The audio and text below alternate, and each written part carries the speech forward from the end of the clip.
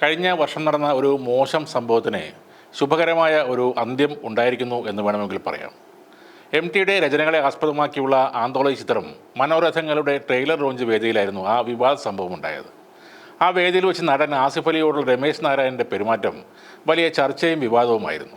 ഇപ്പോഴത്തെ പരിഭവം മറന്ന് വേദിയിൽ ആശ്ലേഷിക്കുന്ന ഇരുവരുടെയും ഒരു പുതിയ വീഡിയോ എത്തിയിരിക്കുകയാണ്. മുഖ്യമന്ത്രിയുടെ ഇഫ്താർ വിരുന്നിലാണ് ഈ സന്തോഷം പ്രകടനത്തിന് വേദിയായത്.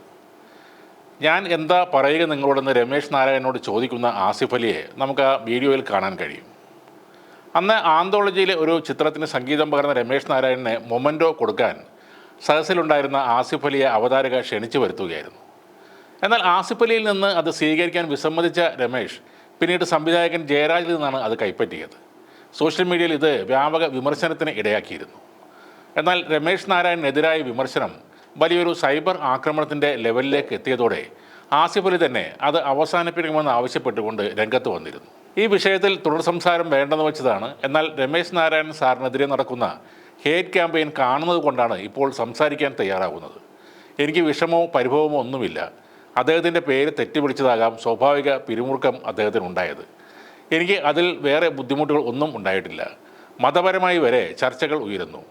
ഇന്ന് രാവിലെ അദ്ദേഹവുമായി ഞാൻ ഫോണിൽ സംസാരിച്ചിരുന്നു. മോനെ പ്ലീസ് കോൾ മീ ബാക്ക് എന്നൊരു മെസ്സേജ് രമേശ് സാർ അയച്ചു. ശബ്ദം ഇടറുന്നതായി തോന്നി. അതെനിക്ക് ഒരുപാട് വിഷമമുണ്ടാക്കി. അത്രയും സീനിയറായിട്ടുള്ള അദ്ദേഹത്തെ കൊണ്ട് മാപ്പ് പറയിപ്പിക്കുന്ന ഒരു അവസ്ഥ വരെ കൊണ്ടെത്തിച്ചു. അത് അദ്ദേഹത്തെ പോലെ ഒരാൾ ക്ഷമ പറയാനുള്ളതല്ല.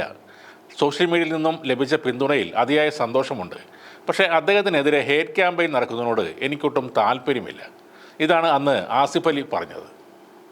ഈ കാര്യത്തിൽ രമേശ് നാരായണനെതിരെ വലിയ തോതിൽ വിമർശനങ്ങൾ ഉയരുകയും ചെയ്തു.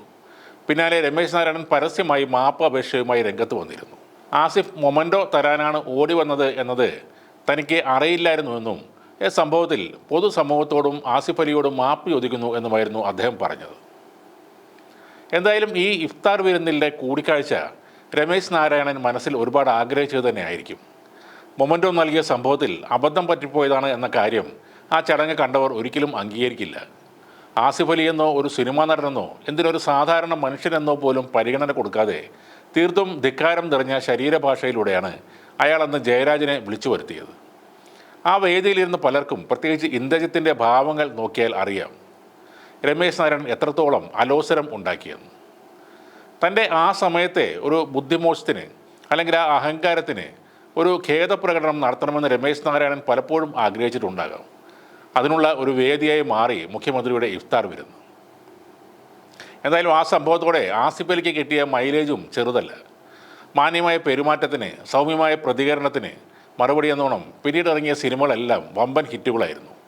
ഈ വർഷവും തിയേറ്ററിൽ ലാഭം ഉണ്ടാക്കിയ ഒരേയൊരു ചിത്രമായി കണക്കുകൂട്ടുന്നത് ആസിഫ് അലിയുടെ രേഖാചിത്രം എന്ന സിനിമയാണ്.